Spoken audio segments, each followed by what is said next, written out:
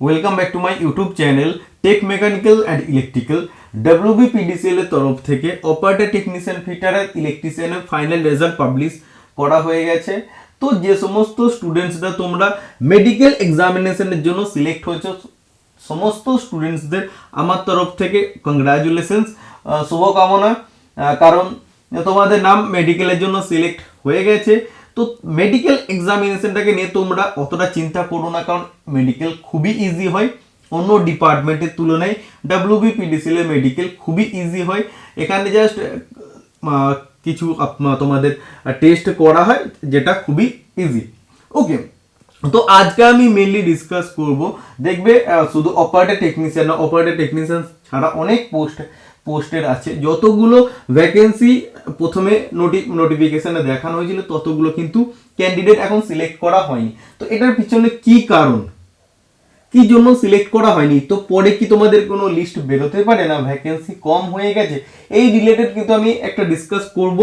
আর যে সমস্ত স্টুডেন্টসরা মেনলি আমি জানি অপারেটর টেকনিশিয়ান ফিটার আর ইলেকট্রিশিয়ান স্টুডেন্টসটাই আমার চ্যানেলের সাথে মানে রেগুলারলি তোমরা কানেক্টেড থাকো।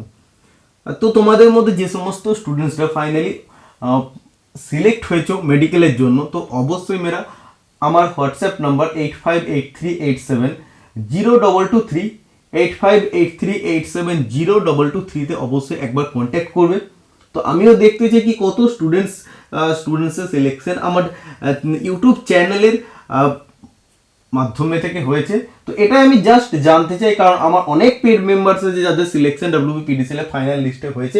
তো তোমাদের দেখলেও আমি যথেষ্ট খুবই খুশি হব। ওকে, তো দেখো যাদের সিলেকশন লিস্টে তোমাদের নাম আসেনি, যারা সিলেক্ট হওনি, তোমরা এটাই বলছো যে কেন এত কম ক্যান্ডিডেট সিলেক্ট করেছে। অ্যাকচুয়ালি তো সিট এতগুলো ছিল, ফিটারের 140টা ছিল, 120টা ক্যান্ডিডেট কেন নেওয়া হয়েছে? ইলেকট্রিশিয়ানের 60টা সিট ছিল, কেন 52টা নেওয়া হয়েছে? যদি 8টা নেওয়া হতো তাহলে আমার নামটা থাকতো। তো এই কোশ্চেনটা অবশ্যই তোমাদের মনে এসে ঠিক কোশ্চেন, কারণ এটা সবার মনে আসা উচিত যাদের যাদের নাম আসেনি। দেখো আমাদের টাইমের কথা আমি তোমাদের প্রথমে বলে দিই। আমাদের টাইমেও সেম ইলেকট্রিশিয়ানের ভ্যাকেন্সি ছিল 60টা আর ফিটারের ভ্যাকেন্সি ছিল 140টা।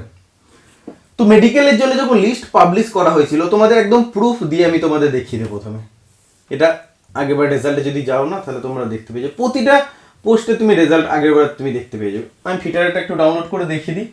23শে ডিসেম্বর 2019 এই লিস্টটা পাবলিশ করা হয়েছিল। কতজনকে সিলেক্ট করেছিল আমি প্রথম দেখাই, ইলেকট্রিশিয়ানেরও দেখাবো, তারপর যেটা উত্তর সেটা আমি তোমাদের দিচ্ছি। তো দেখো আগেরবারে ওখানেই হয়েছিল রুবি জেনারেল হসপিটাল, এখানে টোটাল কতজনের নাম এসেছিল? 126 জনের নাম এসেছিল। 140টাই সিট ছিল, কিন্তু আগেরবারে 126 জনকে প্রথম লিস্টে সিলেক্ট করা হয়েছিল। ওকে, তো কি 126 জনকে সিলেক্ট করা হয়েছিল? না, 126 জনকে সিলেক্ট করা হয়নি, এর থেকেও বেশি ক্যান্ডিডেটসদের এর পরে ডাকা হয়েছিল। অ্যাকচুয়ালি হয় কি, এই 126 জনের জন্য যখন মেডিকেল হয় ম্যাক্সিমাম ক্যান্ডিডেটই মেডিকেল পাস হয়ে যায়। তো জয়েনিং করার পর জয়েনিং এর সময় 5-10 জন ক্যান্ডিডেট জয়েনিং করে না। তো এখান থেকে যদি আমি মেনে নিই 126টা নিয়েছিল, তো এখানে যদি 6 জন ক্যান্ডিডেট জয়েন না করে তো 120টা হলো। জয়েন করার পর আবার কিছু ক্যান্ডিডেট ডিলেট টেকনিশিয়ান আরও ভালো পোস্টে চান্স পেলে, আরও অন্য কোনো ডিপার্টমেন্টে বেটার অপরচুনিটি পেলে তারা চলে যায়। তো সেখানেও মিনিমাম 15 থেকে 20 জন খালি হয়ে যায়। তো আমি আরও 20টা মাইনাস করে দিলাম, 100টা হয়ে গেল। এই কি হলো? তো 100 থেকে 140, আবার যে 40টা থাকে না ওটার জন্য আবার নতুন করে লিস্ট পাবলিশ করে WBPDCL। আগেরবারেও করেছে, আগেরবারে আই থিঙ্ক 2 থেকে 3 না, 1 থেকে 2 বার, আমার যতদূর জানা 2 বার লিস্ট বার করেছিল। 6 মাস পরেও কিন্তু WBPDCL এর তরফ থেকে একটা লিস্ট এসেছিল, ওয়েটিং লিস্ট এসেছিল। সেই ক্যান্ডিডেট কিন্তু আমাদের টাইমে জয়েন করেছে, সেই আমার এখন ব্যাচমেট, তোমরা বলতে পারো কলিগ। ওকে, এই যে লাস্ট ক্যান্ডিডেট আছে এও আমার কলিগ, সেম একই আমরা জায়গাতেই পোস্টেড আছি। আর যার 6 মাস বাদে ওয়েটিং এর নাম এসেছিল সেও কিন্তু একই জায়গাতে আমার সাথে পোস্টেড আছে। ওকে, তো এটাই আমি বলবো, শুধু এখানে তোমাদের স্টপ হয়ে যাচ্ছে না। অ্যাকর্ডিং টু মি আমি বলছি, আগেরবারে যেটা হয়েছিল সেটা বলছি।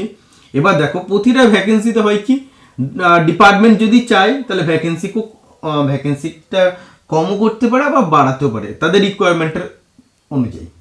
তো এখানে ডিপার্টমেন্ট যেটা ঠিক করবে সেটাই হচ্ছে ফাইনাল। তো আমি যেটা তোমাদের বললাম যে একদম আসবে, এটা আমি কিন্তু কোনো মতেই তোমাদের আমি গ্যারান্টি দিয়ে বলছি না। ডিপার্টমেন্টের হাতে সবসময় রাইট থাকে, তারা যদি চায় ভ্যাকেন্সি বাড়াতে 140-এর জায়গায় 150 জন ক্যান্ডিডেট সিলেক্ট করতে পারে, আর যদি চায় ভ্যাকেন্সিটাকে 140 থেকে 120-তেও নিয়ে আসতে পারে। কিন্তু আগের বারে এটা হয়েছিল সেম, শুধু আমাদের পোস্টে না, আরও অন্যান্য পোস্টেও সেম হয়েছিল। আমি অন্য পোস্টেও দেখিয়ে দিচ্ছি, ওয়েট। ইলেকট্রিশিয়ানে একবার ডাউনলোড করে দেখি। ইলেকট্রিশিয়ানের 7টা ভ্যাকেন্সি ছিল, ঠিক আছে। 6 মাস পরে ওয়েটিংয়ে থেকে তারা জয়েন করেছিল জবে। ওকে, তো তারাও কিন্তু আমাদের সাথে, এটা ইন্টারভিউয়ের জন্য,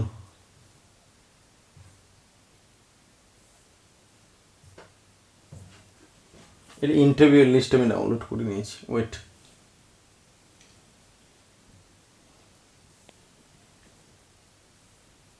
পার্সোনাল ইন্টারভিউ না, মেডিকেলের জন্য দরকার, এটা মেডিকেলের জন্য, ওয়েট। 49টা ক্যান্ডিডেট নিয়েছিল প্রথম লিস্টে। ওকে, তো সেকেন্ড লিস্ট যখন বার করা হয়েছিল তখন ওয়েটিংয়েও কিন্তু ক্যান্ডিডেট ডাকা হয়েছিল। তো এখনই যারা তোমরা হতাশ হয়ে যাচ্ছ যে আমার নাম নেই, আমি সিলেক্ট হলাম না, তো এটা কিন্তু এখন ভাবা ছেড়ে দাও। কারণ আগেরবারে অন্যান্য পোস্টেও তোমরা দেখতে পারো যতগুলো ভ্যাকেন্সি নোটিফিকেশনে ছিল ততগুলো ভ্যাকেন্সি কিন্তু ফিল করা হয়নি যখন লিস্ট বার করা হয়েছিল। তো এটা তোমার পরবর্তীতে লিস্ট কিন্তু বেরোনোর একটা চান্স থাকে, কারণ যে কোনো ভ্যাকেন্সির 1 বছর পর্যন্ত ওয়েটিং লিস্ট ডাকা হয়। তো আমি আশা করছি, কারণ আগেরবারও সেম হয়েছিল, এবারও এটা তো সিস্টেম, তো এবারও হওয়ার অনেকটাই চান্স আছে। আর যদি ডিপার্টমেন্ট ভ্যাকেন্সিটাকে কম করে থাকে সেটা আলাদা ব্যাপার। বাট যে সমস্ত স্টুডেন্টসরা ভাবছো কি আমাদের হয়তো নাম আসবে না, বাট তোমাদের ইন্টারভিউ লিস্টে কিন্তু নাম আসার চান্স, সরি মেডিকেল লিস্টে পরবর্তীতে কিন্তু নাম আসার চান্স আছে, কারণ WBPDCL কিন্তু ওয়েটিং ক্যান্ডিডেটসদেরও ডাকে।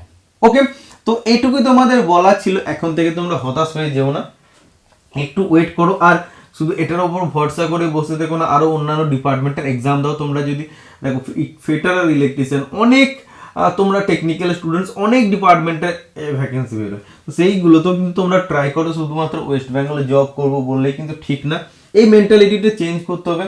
WBPDCL হলো না, তোমাদের এতদিনের একটা টার্গেট ছিল, তার জন্য কি তুমি পড়াশোনা ছেড়ে দেবে আবার অন্য লাইনে চলে যাবে? এবার আর ডাইভার্ট হয়ে না, এতদিন প্রিপারেশন নিলে WBPDCL এর জন্য খাটলে, এই প্রিপারেশনটাকে আরও বাড়াও, আরও বাড়িয়ে তুমি অন্য টেকনিক্যাল এক্সামিনেশনের জন্য প্রিপারেশন নাও। IOCL, ONGC, অনেক department, ISRO, NPCL, BARC, SAIL, ভেল, গেল, BEL, অনেক ডিপার্টমেন্ট আছে সেখানে, সেই সমস্ত PSU সেক্টর, গভর্নমেন্ট সেক্টরে তোমরা ট্রাই করো। আর টেকনিক্যাল স্টুডেন্টসদের জন্য কিন্তু অনেক অপরচুনিটি আছে, সেই সব ডিপার্টমেন্টের জন্য ট্রাই করতে থাকো। যখন তোমাদের ওয়েটিং লিস্ট ক্লিয়ার হবে, তোমাদের কাছে মেল যাবে, লিস্ট বেরোবে, মেল অবশ্যই যাবে, লিস্ট বেরোবে, তোমরা অবশ্যই জানতে পারবে, সবার সাথে কন্ট্যাক্টে থাকবে। তখন তোমরা অবশ্যই যদি তোমাদের নাম আসে এসে জয়েন করবে। PDCL তোমাদের যখন একটা ড্রিম জব। ওকে, তো এটুকুই তোমাদের বলার ছিল। যারা সিলেক্ট হয়েছে তোমাদের কংগ্রাচুলেশনস, আর যারা সিলেক্ট হওনি দুঃখ পাওয়ার কিছু নেই, কারণ হয়তো তোমার প্রিপারেশন একটু কম ছিল, সেই কারণে তোমার জবটা হয়নি। তো নেক্সট এক্সামের জন্য একটু প্রিপারেশন ভালোভাবে। ওকে, আজকের জন্য এতটুকু, দেখা হবে পরে ভিডিওতে। Tata, bye bye.